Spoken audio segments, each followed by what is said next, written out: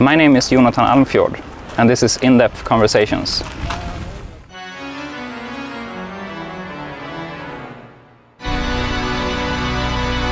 So today we're having the pleasure of welcoming Associate Professor in Psychology Petri Kajonius. Welcome very much. Hello, hello. What is your name? My name is Jonathan, Okay. Jonathan Almfjord, Cool. but that is hardly relevant in this discussion. Okay, I see. Just joking. So you're a professor in psychology here at Lund University. Yes, it's a pleasure to be here. Lund is one of the most prominent places in Sweden, in my opinion. The psychology here is top notch. Yeah, I agree wholeheartedly. So in broader terms, your field of study is psychology. But if we're getting more specific, I have heard some rumors that you are specializing in the field of personality studies. Exactly. What makes people different? Yeah. Isn't that interesting? Yeah, I believe so. This is Christmas time for me, totally. So I believe that there are a lot of different angles and ways to start a conversation such as this. But I have, and I might be wrong, but I have a gut feeling that most people have some kind of intuition about what personality is. So if you go to the random person on the street and talk about personality, he or she will kind of get it, even if they are, God forbid, not even an academic. So I believe it could be a good reason to start with just, I mean, what is personality? Yeah, could you define it in some basic way? Yeah. You shouldn't pose so simple questions because they are the most difficult to answer, in my opinion. However, personality is what makes you know a person and recognize a person 20 years from now. Personality is the regularity of affect, cognition and behavior that constitutes a person's profile. Personality is basically the variation of traits that you will find in any two people on Earth. Personality is it's beautiful to start with. I mean, it is what makes you unique and what makes me unique. And personality can be conceptualized in so many ways. And what we're trying to achieve with this conversation, I believe, is to try to pinpoint what is the science of personality. Because we could talk about personality in sloppy ways or fashions all day long. So that is my entrance to it. What makes you and I different to the point where people will recognize our differences even after 10, 20, 30, 40 years? That could be personality, sort of. Right. So what makes you specify it in a way? You say what makes us different. Is there a reason you're not saying what makes us similar? Yeah, right. I mean, we're human beings, right? And you and I are male, and at least you're young, but I'd like to pretend that I'm not old yet. That makes us similar, right? And that is in our genome. I mean, there is a map within each of our cells that tells our protein structures in our body to compute and build in a certain way. And we have 2 legs and we have 2 arms and we have a head and all that good stuff. However, there are some differences in the genome, in this map, that is sort of what makes you an individual and makes me an individual, right? So it's about differences, I believe. I don't think there is a point in talking about personality in terms of similarities so much. Because similarity is human being, Homo sapiens, sapiens or something, right? And that is not the keen interest.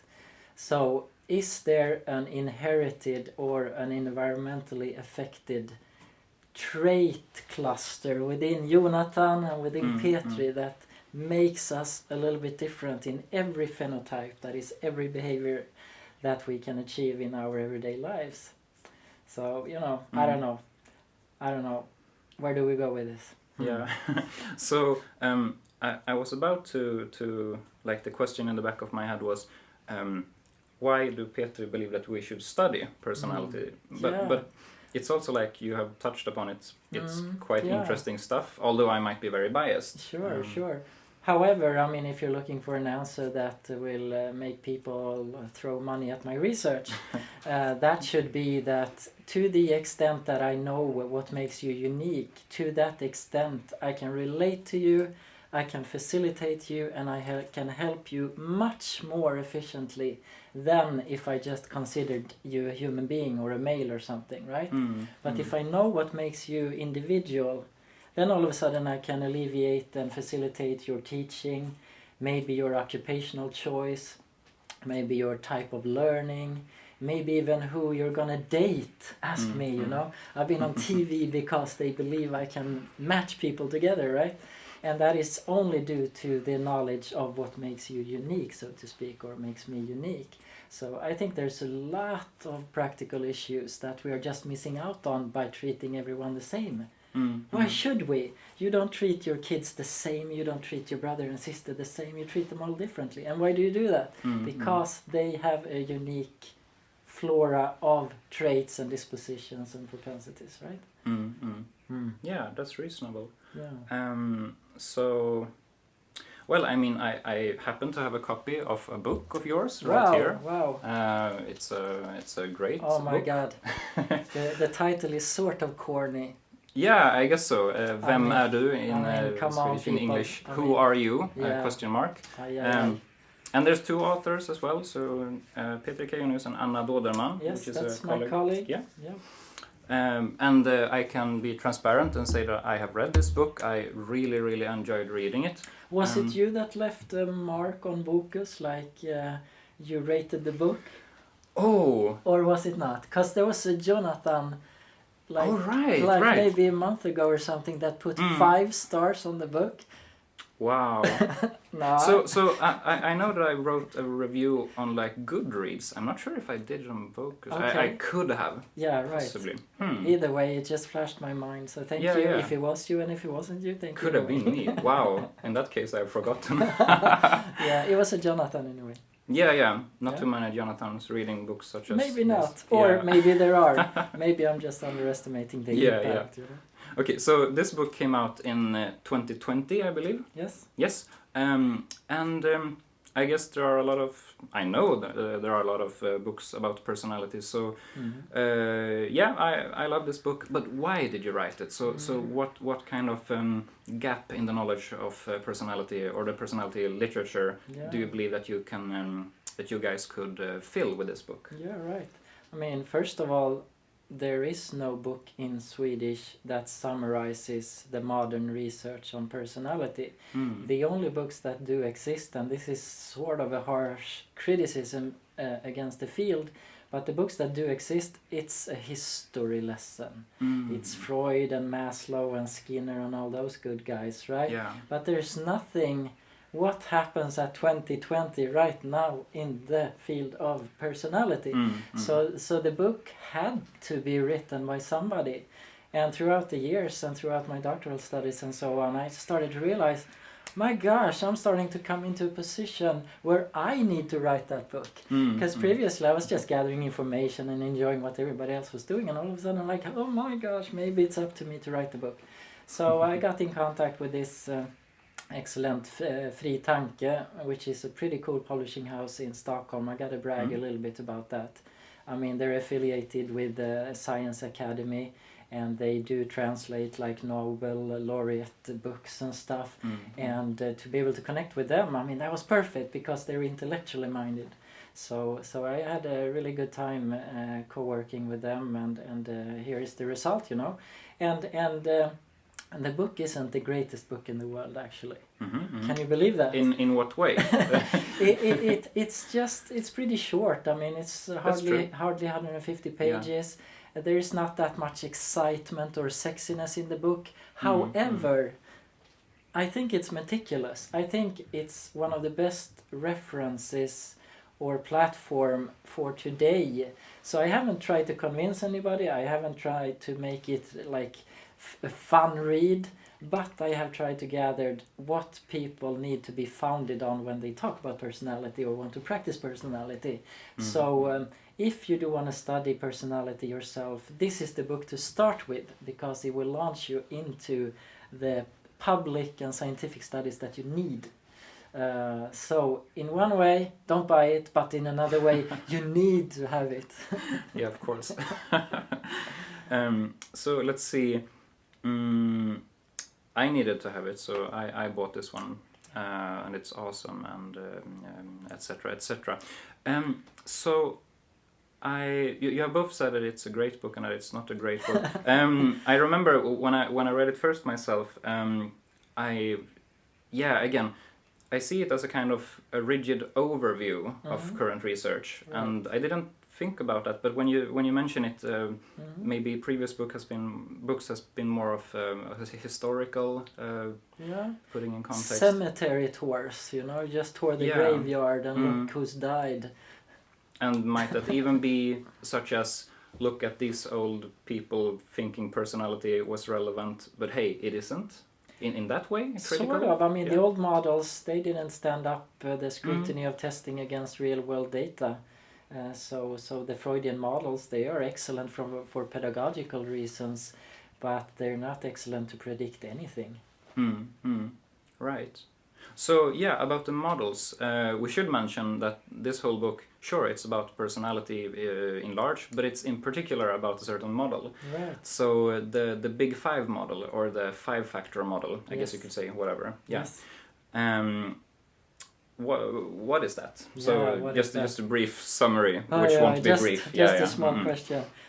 But the reason I converge with personality and the Big Five model is due to the fact that the five-factor model is outshining every other model that we do have in science currently. And there is a particular reason for that, and it might be worth some time to explain why. And it's because we have the lexical assumption. And the lexical hypothesis assumption, it concerns that in any given population that has evolved, there will be a language and a use of language that is sufficient to be able to move on as a society.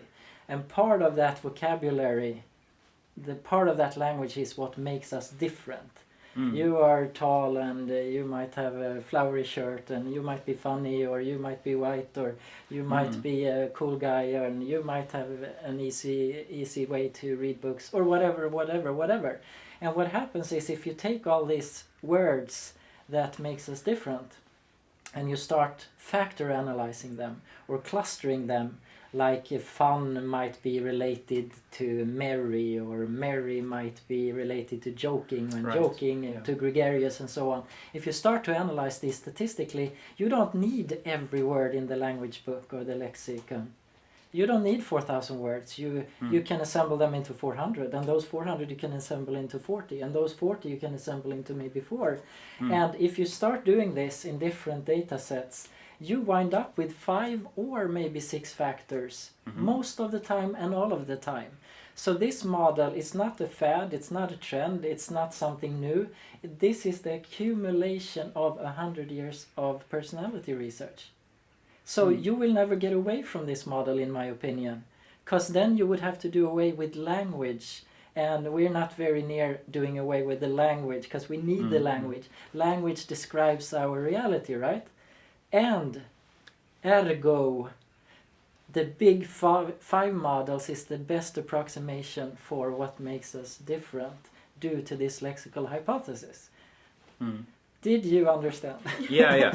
So that's a lot to take in. So let's see. So basically, I think I'm hearing you say that this is not just another model, not just the latest one. It's the summary of all models. Yeah, right. And the research and studies prove this over and over again, because the Big Five organizes, collects, and correlates with all other existing models. Right. That's to the degree that I am knowledgeable in like scientific methodology. Yeah. That seems like rigid, solid, that is very pretty good. cool. That's a pretty strong validation.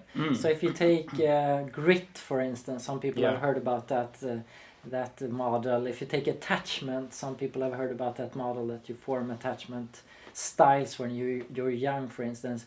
Maybe you've heard of emotional intelligence, like the tendency to be able to relate to others. All these are basically explained by the Big Five model.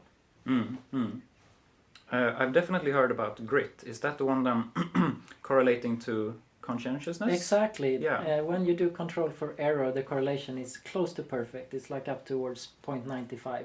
So grit is nothing but conscientiousness. And conscientiousness measured with a long scale, which is a hierarchical structure where you have subfacets and everything of conscientiousness. Right. But the point is, we don't need grit. Or do we? Yeah. Right, so I was about to ask you, like, did grit clearly come after? Clearly. Okay, so then clearly. you It's might one of those pose some positive criticisms. psychology fads. Okay.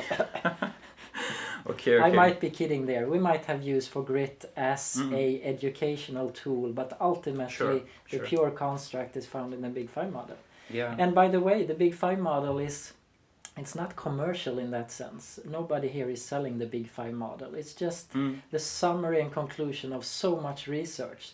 So everybody that's skeptical towards the 5-factor model can be relaxed. This is just data. Just data. Right. We have no real agenda here. Yeah. I have many colleagues who don't like the Big Five models that much, but it's the best thing we have, so we have to deal with it, you know. Right. So, I mean, you're totally selling this to me, although I'm a very biased psychology student, etc. Yeah. Or you're selling in it to me. But anyway,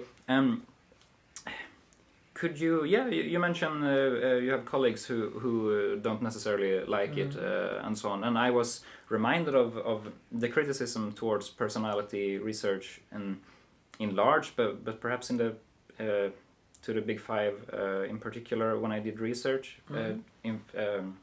to this talk.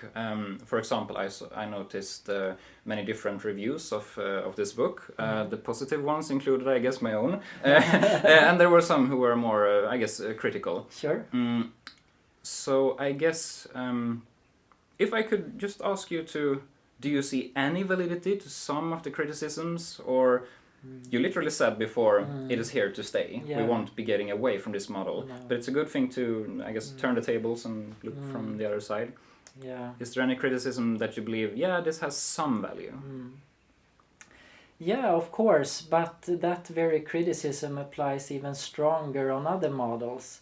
So in science we always do imperfect stuff. We always have noise in our data. We always have unexplained variance, as it's called, right? So the Big Five model supersedes even in the face of all criticisms. And the only thing I can say, and it's a shout to my colleagues that know what they're doing, is that there is a 6-factor model, and it's called the Hexaco. And it's basically the extension of the 5-factor model, but it has an additional trait called honesty-humility. Okay. And the honesty-humility trait might be something that the 5-factor model doesn't cover sufficiently well. That could be a very apt criticism. Agreeableness, the tendency to be like loving and liking and empathic and stuff, it captures much of the honesty-humility trait, but it might not capture sufficiently. So there might be a flaw there, you know. And what criticism I can conjure, it doesn't make sense to the common public usually, because it's so academic and so trivial that most people are like, okay, I'm going to sleep now, next question. So Yeah, right. Okay, so you mentioned this was honesty, humility. yeah, that is a 6th trait. Right, yeah. So I guess we could just line up the rest of them. So I've learned this acronym OCEAN. Yeah. Is that the most commonly used? Yeah, canoe. Oh, that's true. No, I made that up, so ocean okay. is usually common. Yeah, so let's see, to put myself on test. So O is for openness. Yeah, and what does that mean? Openness to experience. So I've heard, I'm thinking I'm open to new ideas. Also like to travel to new places. Right. And stuff. Open to behavior, open to emotions, open to ideas, open to change, curiosity, creativity, intellect, abstractness, you know, openness to novelty. So, right, openness to novelty, yeah. Okay, so ocean, then the sea, that is the one, conscientiousness. Yes, and you pronounce it well. Most people don't do it well. Yeah, I had so much anxiety, is that how we say it, anxiety, about pronouncing that specific word, but I hope I nailed it. So yeah, we talked about grit before. So hence, I assume it's like you work hard, you reap the benefit. You are. Yeah. It's the tendency. It's the tendency to embrace the tasks that are given to you. The tendency to be loyal to a mission that has been granted to you. Is the tendency to be responsible. It's the tendency to be disciplined. The tendency to be organized. The tendency to take care of business. You know. Right. So there's a competence of living, sort of, in conscientiousness. Yeah. So I can definitely see this super relevant in most contexts of like doing some kind of work, either in academia or practical stuff. So conscientiousness has by far the greatest predictive validity in work environments. If you're considered a good worker or not, you can predict that by conscientiousness. Is this something that comes at a cost of? I'm not sure how to phrase it. Like spontaneousness. Like if you're super high on conscientiousness, then you might be a very like square-wise person. Yeah, right. I mean, it's reasonable thinking. However, the beauty with a 5-factor model is that you can be high on conscientiousness while being extremely high on openness. Right. And then that very example wouldn't quite fit because you could be both. And therein also lies the power of the Big 5 model. It's dimensions. So the one doesn't rule out the other. And many other models, they are typology models, which means you're either a cat or a dog, you're either black or white, you're either red or yellow. And herein, you can have high conscientiousness while being rigid, or while being open, or while being funny, or while being boring, or whatever. So. Yeah. So that might be another unique perspective of the Big 5 model as compared to other Totally. models. Now you're selling it to me. Right. This is going well. So I guess extraversion. Right. Of course. And extraversion seems to be the kind of extrovert-introvert thing going on. Yeah, and what is that to you? I'm curious, because most people think they know what extraversion is. And I thought I did too, until I started reading about it.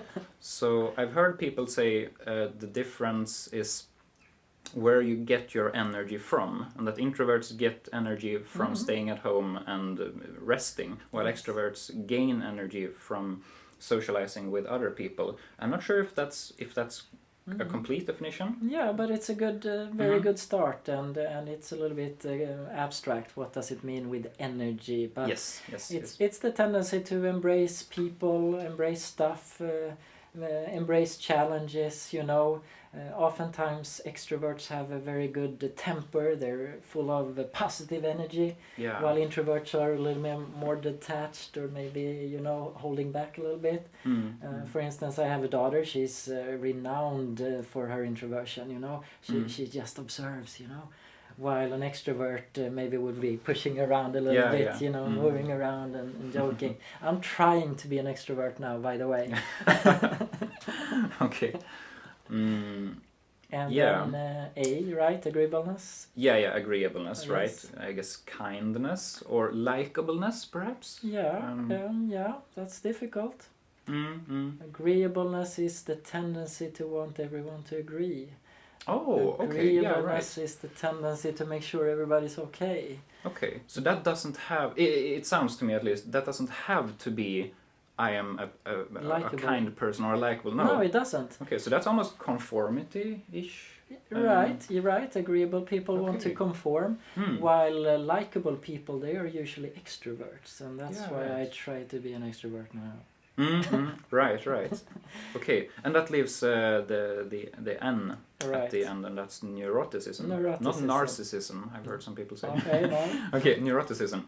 And that surely is more of a negative trait at all, because all the previous ones were kind of, I like this one, and this one. And then neuroticism is like, no, I prefer to not have any of that.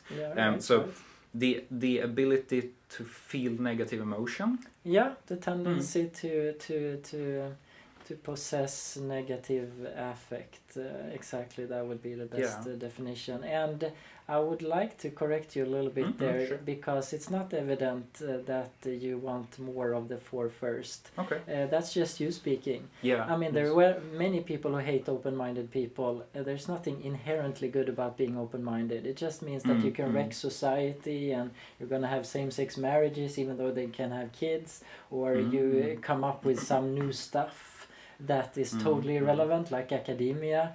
So openness doesn't need to be good. Agreeableness, for instance, if it's too high, you can't make strong decisions, you can't fire people, you go around and aching in your heart all the time. So you see what I mean? Do not make the mistake of evaluating these. And when it comes to neuroticism, facts tell us that even though neurotics have a little bit harder life, they might be better at discerning threats. Right. They might be better at working at skattemyndigheten and make all the figures come out right, etc. Right, yeah. So even though I've studied psychology myself, I clearly just made that mistake. But I believe I've also heard that you can make an evolutionary psychology analysis and say like, back in the, not like 80s, but like back in thousands and millions years ago, on the savannah, I guess, there might be very clear indications that, if a person was very neurotic, he or she was, you just said it, able to detect threats. Right, sure. I mean, there is an evolutionary reason for these traits to have formed. And it's easy in hindsight to make up ideas for why they were formed, but they seem sort of reasonable. For instance, women are much higher on neuroticism, and an evolutionary psychologist would say that that is because their cost to violence or threats or trauma is so much higher than for a male.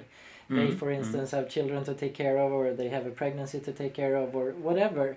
And therefore, neuroticism has evolved stronger with women than men. I'm not saying that I subscribe to that idea fully, but it does make a little bit of sense. Right, yeah. So, if we could take a very practical, or a thought experiment. So if this is probably not your usual work task, but if I was assigned as your client, and your work task is to evaluate my personality, like practically, would that mean we were having a conversation like the one we're having right now, and then you would go home and write a report, or would you bring a large suitcase like the one I saw you had before, with lots of like technical equipment, or would it be more like a internet quiz, or right. Oh, there's so many ways to estimate people's profiles and personalities, and it goes along with what I just said, that personality are the regularities of affect, cognition, and behavior. So basically we need to tap into your affect, behavior, and cognition somehow. And one way is to just give you a sheet of paper with a number of, are you a guy who walks in the forest, do you like movies, do you have had many girlfriends, do you like a blue car, and let you start estimating all these things. And with sort of clever algorithm, I can summarize your own estimates into scores that make sense for the scientific model. Right. So those questions on that piece of paper would be trying to cover up the necessary aspects of my personality. Exactly, trying to go to the core of what is conscientiousness, for instance. And then another way, instead of having you estimate, because you don't know yourself perfect, right? It's having one of your best friends or your mom do the same thing for you. And then all of a sudden we'll get sort of the same picture, but with a new dimension. Right. I've heard that. I wanted to ask if that was just a rumor, but if I asked like the person I'm living with or my own mother to evaluate me, is that even relevant? And I guess the answer is yes. It is. The correlation would be very high if somebody knows you very well. If there is a stranger rating, which is, say, I were to rate you, there would still be a clear overlap, but it wouldn't be as much as with your mom's rating of you.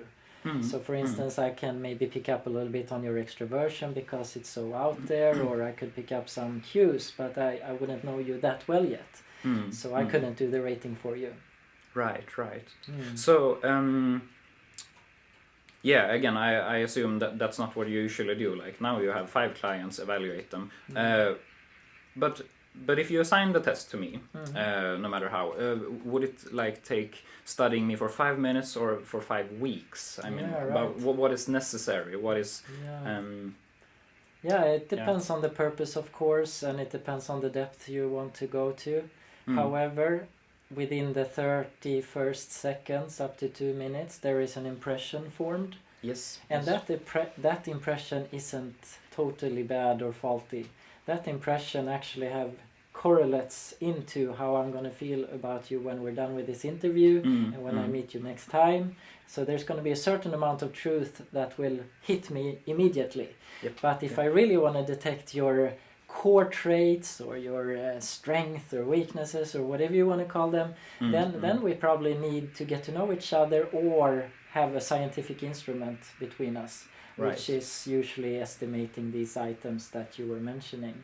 So if I were to do a good analysis of you, I would probably need some 45 minutes. Right. So I guess, sorry, we don't have that much time right now, but as if this was like a television aired cooking show, I might have prepared some material.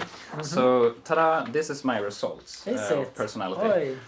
So these are, disclaimer, these are fake. This is not my real results. That would be like embarrassing and awkward for me. But I guess these are randomized numbers. So by just looking at this paper, how much can you... But it is you tell? No, I'm just kidding. So I mean, first of all, what does this mean? It lists the traits, sure, the 5 traits, but then we have these percentiles. I believe that's the usual way of presenting. So so you want me to explain what the percentiles are? Yeah, please do. So for instance, this paper states that somebody is in the 73rd percentile of openness. Yep. That just means that according to the normal distribution, which takes place in any sample, any population, 73 people are lower than you out of 100 if I were to compare you, and vice versa, 27 approximately would be higher than that person in openness. So percentiles is a really good way to measure the level of deviation or how unusual a person is. So I like percentiles personally because it tells me so much. I'm in the 50th percentile, which is I'm exactly in the middle compared to everybody else on a certain trait. But what makes it interesting is what traits are you deviating on much? Either higher or lower, because that is what makes you unique and that is what makes people know who you are. And what would be your core traits, you think? What would be radical or relevant for you in the Big Five model if you analyze yourself? Do you know? Yeah, right. So I have taken many of these tests over time. I actually tried to track myself over time. That was fun. But then I believe I did a mistake of trying multiple different instruments. Because I was studying psychology at the time, so I tried many, and some might have been better than others. But I believe I can see certain tendencies, and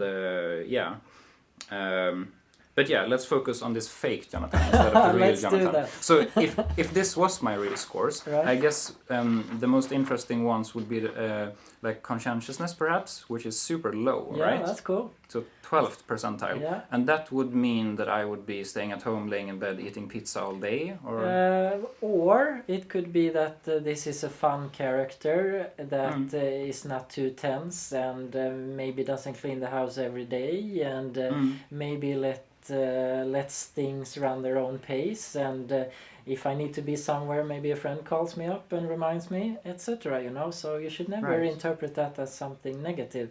Yeah. Because then I seem to have made that very mistake again. I see a score and then I assume this must be bad, right? Yeah, no. And that's the same way if something would be 100 out of 100, I would assume, that's probably good. Unless it's neuroticism, because I still believe that's bad. So and I don't agree with that. You have to get away from your ideologies and evaluativeness. Might this, that I keep on doing, might this be a common criticism also of personality research in large? Ooh, good question. That you go too quickly from this is a score to like a normative statement. This is good or bad. Right, yeah, could be. However, you cannot criticize the instrument because this is a representation of what the world looks like. So you would have to criticize common culture, or you would have to criticize the values that we hold dear in this society today. That's what I would look at it. And since it's a dimensional trait, nature placed you on this continuum somewhere, just like it placed you. You're taller than me. And what should we do about that? Well, let's celebrate it. Yeah, right. So I guess in the context of I don't play basketball, but if I were, I might have the upper hand. You would literally. Yeah. Literally. Yeah, I realized that. So I guess just to be clear, so I did this course. Now I didn't, but let's play. I did. Is this a screenshot of me right now, or is it consistent over time when I get older, for example? Yeah, right. Well, usually the data points towards that around the age of 25 or 30, that the genetic correlations reach convergence perfection 1.0. So after 30, we do not expect these scores to just take off or change radically. There's always going to be fluctuations, which is called error within science, but they're going to be stable all the way up till 60, maybe 70 even. So after 30, you're done, man. That's interesting. So I have 2.5 years left. All then, right, I guess. so you're fine. So I believe that's interesting because a lot of I was about to say research, but perhaps more like popular culture is that you are able to change, especially bad behaviors like bad routines and habits and stuff. And therein lies a philosophical question. If you do change your behavior, do you actually change your personality? That's true. Or do you just all of a sudden use the knowledge you have of your personality to make it less destructive? And I would submit to you that the faster we get to know one another's personalities, the faster we can actually make our lives and relationships a little bit better. Right. So I am skeptical towards you standing in front of the mirror saying, hey, I'm going to be an introvert today. Or, hey, I'm going to be an extrovert today. It's going to be really hard to uphold that. So sure, we do change over life. Case is closed. But we seem not to change voluntarily. We do not seem to change at will, or we do not seem to change much. But we do change. But all the way up till 25, I mean, things do happen. However, there's plenty of longitudinal studies when you measure personality at 10 years of age, and then you see correlations way into the future. So there is a core, the genome of Jonathan. It's going to be there all the time, feeding these protein machines, Yeah. I guess we should do an additional episodes in like 20 years' time, and then I bring my real scores over time. That would be really interesting. So I guess if we look at you've touched upon it, but like general tendencies, like okay, so we don't generally we do change over time for sure, but if we take a larger perspective than just Jonathan and Petri, like people in large, humanity in large. So could you, for example, guess? I guess this is a very no, I don't know if it's a naive question, but if we take like a human person A, can we not knowing anything else, only this is a human, assume that this person is going to change somewhat like according to this curve, personality-wise, over time? Right. Or it all depends on different stuff. Right. Yeah, that might be a better question than you realize.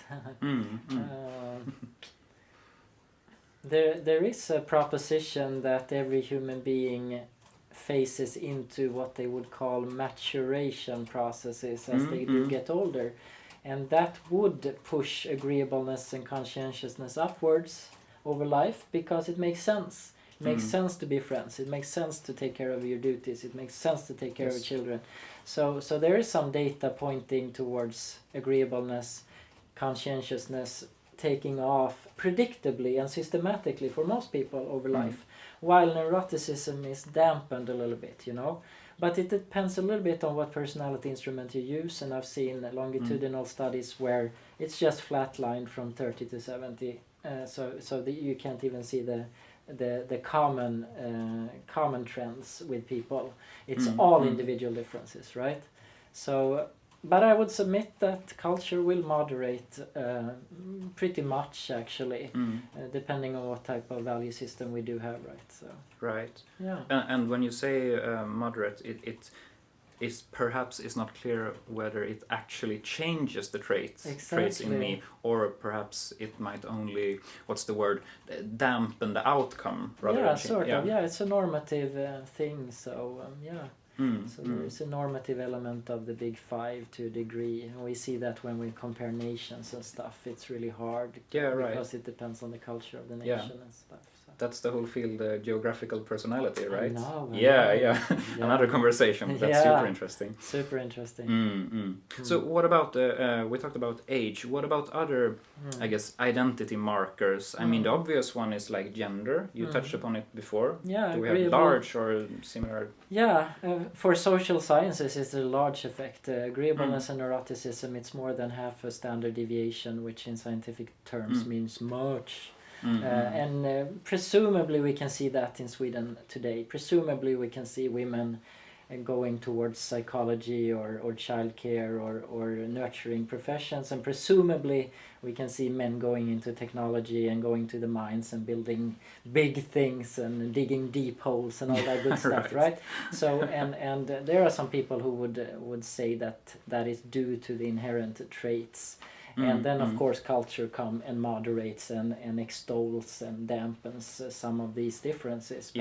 But there's definitely a prediction to be made from personality on group level also. So I can see this leading us into my final question very clearly. But actually, I want to shoehorn in another question, which is... Probably, I think it's a very short question, and you will say, no, that's a large question. Yeah. So, can I personality test my dog? Yeah, sure, you can. I mean, I believe they have done personality models on some 30, 40 species. Really? And monkeys and dogs and cats are up there. So you can find plenty of personality studies on dogs. And it's sort of similar to the 5-factor model. Right. You know, you got the extrovert dog, and you got the aggressive dog, and you got the social dog, and all these have, overlaps with the Big 5 model. So it's a pretty cool question, and I believe with help of findings within genetics that we will be able to have an even better view of what does it mean for my dog to be extrovert, and what does it mean for a human being to be extrovert, and does that overlap in the ontology tree, the evolutionary tree? I don't know. So I guess obviously, since my dog isn't able to read or write, I would have to. Yeah, right. No, but I mean, then I would have to ask my dog's mother, right, to answer for her. Could be, maybe, or maybe the dog's owner. Yeah, it might be the case. That's very interesting. It is. It is. You should go home and take a good look at the pets there. You know, you might learn something. Yeah. You might learn something about yourself. There is a couple of studies showing similarities between dogs and dog owners. Yeah, that's cool. Even similarity in face. I'm not sure that can be replicated, but it's a fun study. I wonder if I chose my dog because of her personality, or her personality was molded because of me. Yeah. Yeah, or if you saw yourself in that face, mirrored. Yeah. Yeah, she's very cute though. Oh, defense mechanism. That's true. Yeah. Okay, so finally, I need to get into a specific study that you have conducted together with Giolla. Yes. In 2018. So I have the title here. It's called "Sex Differences in Personality Are Larger in Gender Equal Countries." Yeah, right. And that's quite a title, in my opinion. Yeah. So that is very much related to what you have just said. I don't remember if this was the study, the only study that kind of turned my head towards this kind of research, or if this was more of like one out of many studies. Right. But since I read about this, I kept hearing this term, this gender equality paradox, getting up over and over again. In Swedish, jämställdhetsparadoxen. And yeah, again, I'm not sure how my own journey towards this term was formed. However, I do know that if I just Google around, I can find quite a few references to your study. Yes. And it's actually mentioned both on the English and the Swedish-speaking Wikipedia sites for gender equality paradox. Wow. So that's quite something. That's cool. I didn't know that. Yeah. So I guess, one of those questions again. Briefly describe this study. Yeah, right. Of course. Well, it's sort of a counterintuitive mystery within psychology that we have been aware of for some 20 years now. 2001, 2002, somewhere, that is when the first amount of data came in, indicating that the freer, the more feministic, the happier, the wealthier a nation is, the larger the differences between personality are. And some people are like, okay, I thought the equality-minded work was to diminish differences between men and women, for instance, right?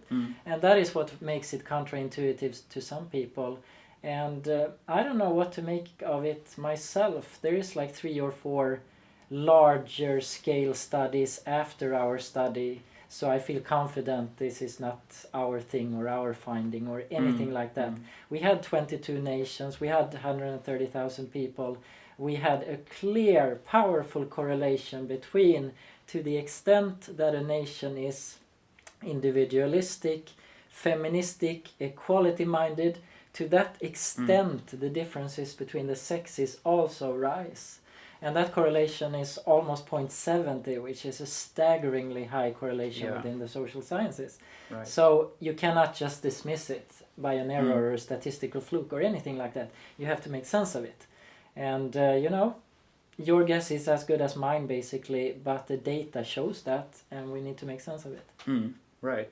Yeah, I think this is a super weird finding in a way, and I would have expected it to be otherwise.